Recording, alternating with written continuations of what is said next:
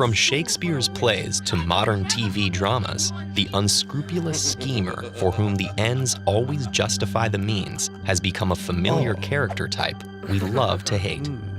So familiar, in fact, that for centuries we've had a single word to describe such characters: Machiavellian.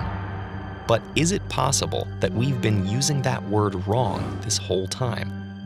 The early 16th century statesman Niccolo Machiavelli wrote many works of history, philosophy, and drama, but his lasting notoriety comes from a brief political essay known as The Prince, framed as advice to current and future monarchs. Machiavelli wasn't the first to do this. In fact, there was an entire tradition of works known as mirrors for princes, going back to antiquity. But unlike his predecessors, Machiavelli didn't try to describe an ideal government or exhort his audience to rule justly and virtuously. Instead, he focused on the question of power, how to acquire it, and how to keep it. And in the decades after it was published, The Prince gained a diabolical reputation. During the European Wars of Religion, both Catholics and Protestants blamed Machiavelli for inspiring acts of violence and tyranny committed by their opponents. By the end of the century, Shakespeare was using Machiavel to denote an amoral opportunist, leading directly to our popular use of Machiavellian as a synonym for manipulative villainy. At first glance, The Prince's reputation as a manual for tyranny seems well-deserved. Throughout, Machiavelli appears entirely unconcerned with morality, except insofar as it's helpful or harmful to maintaining power. For instance, princes are told to consider all the atrocities necessary to seize power, and to commit them in a single stroke to ensure future stability. Attacking neighboring territories and oppressing religious minorities are mentioned as effective ways of occupying the public. Regarding a prince's personal behavior, Machiavelli advises keeping up the appearance of virtues such as honesty or generosity, but being ready to abandon them as soon as one's interests are threatened. Most famously, he notes that for a ruler, it is much safer to be feared than loved.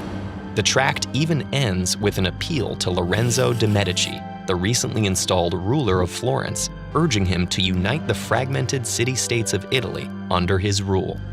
Many have justified Machiavelli as motivated by unsentimental realism and a desire for peace in an Italy torn by internal and external conflict.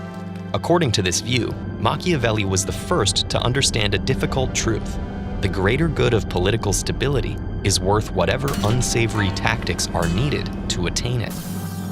The philosopher Isaiah Berlin suggested that rather than being amoral, The Prince harkens back to ancient Greek morality, placing the glory of the state above the Christian ideal of individual salvation. But what we know about Machiavelli might not fit this picture.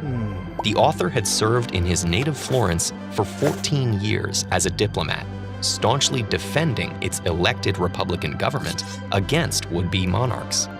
When the Medici family seized power, he not only lost his position, but was even tortured and banished.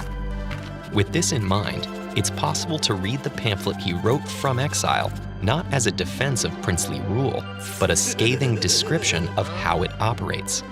Indeed, Enlightenment figures, like Spinoza, saw it as warning free citizens of the various ways in which they can be subjugated by aspiring rulers.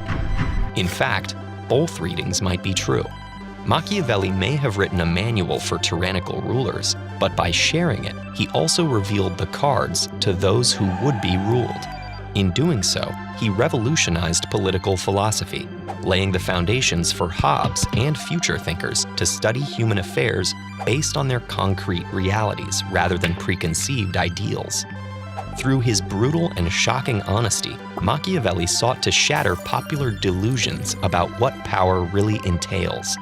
And as he wrote to a friend shortly before his death, he hoped that people would learn the way to hell in order to flee from it.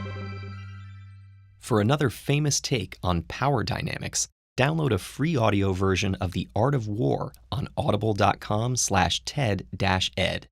Game of Thrones fans will be excited to hear a stirring narration from one of the series' most morally ambiguous characters. Can you guess who?